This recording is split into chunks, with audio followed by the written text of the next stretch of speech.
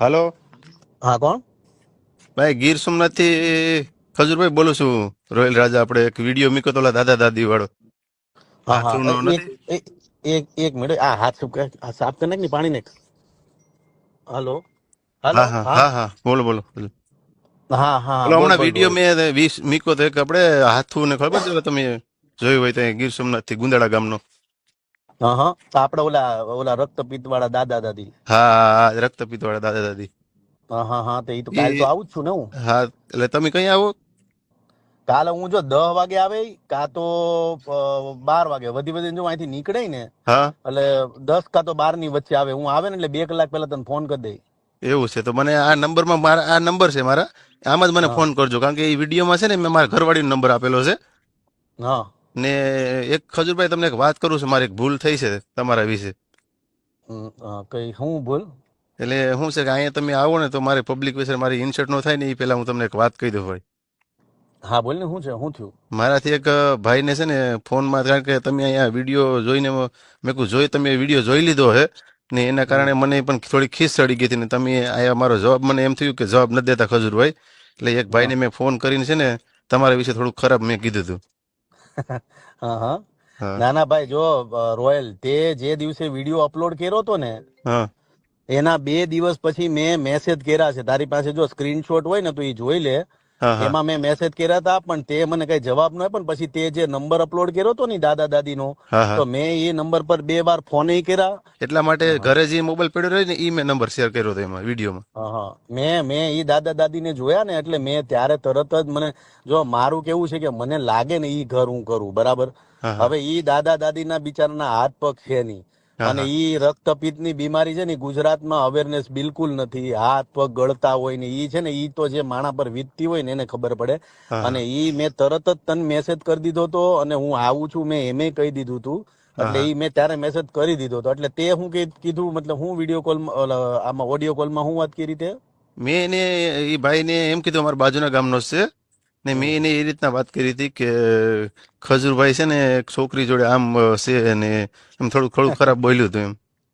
પણ મને એ તો ના એ ના. ખબર નથી આવી, પણ મેં ખીજમાં કહી દીધું હતું. ના મને એમ ના હતું ભાઈ કે એવું. ખજૂરભાઈ છે ને અહીંયા કદાચ નહીં આવે મકાન બનાવવા દેવી. મને ખીસ ચડી ગઈ હતી થોડીક. ના ના ભાઈ, જો માણસને મળો ને પછી માણસની તમને ખબર પડે. હમ હમ. અને મારા વિશે જો ભાઈ જે બોલે મને એનો કોઈ પ્રોબ્લેમ નથી. તું કદાચ તાર બોલી ગયો ને મારા વિશે તો મને કાંઈ વાંધો નથી. હા પણ ભવિષ્યમાં કેવું છે કે આપણે લોકોના સારા કામ કરવાના.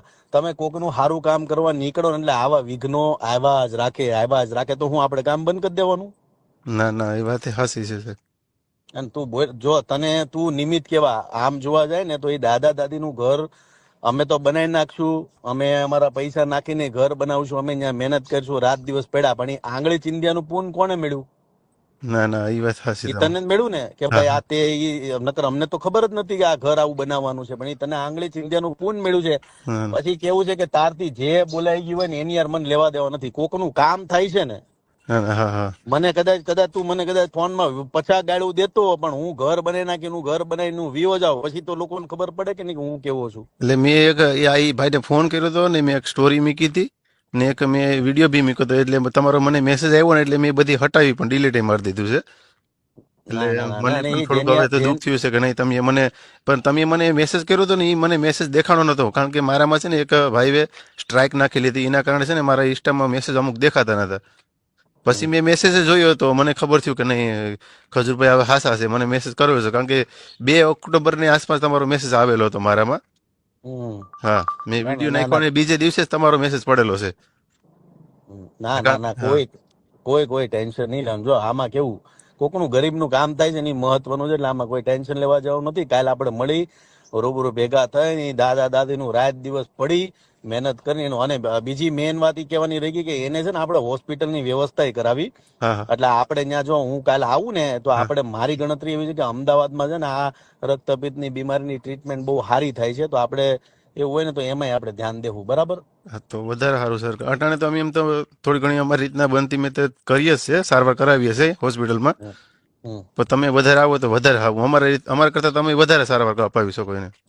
ના ના, કાંઈ નહીં. કાલે હું આવું ને કાલે રૂબરૂ ભેગા થઈને મળી. ચિંતા તે કરવા જેવું નથી મેં હો ભાઈ. આજે કીધું કે સાહેબ કઈ મનમાં લેતા નહીં હો, થોડુંક મારાથી ભૂલ થઈ ગયું, માફી માંગુ તમારાથી.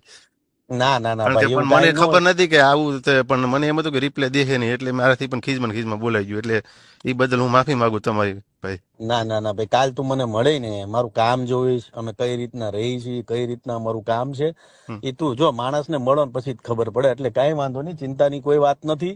કાલ આપણે મળીએ છીએ અને ચિંતા કરતો નહીં હો ભાઈ. એ હા વાંધો નહીં. જય માતાજી. મળીએ કાલે ભાઈ. જય માતાજી. હા.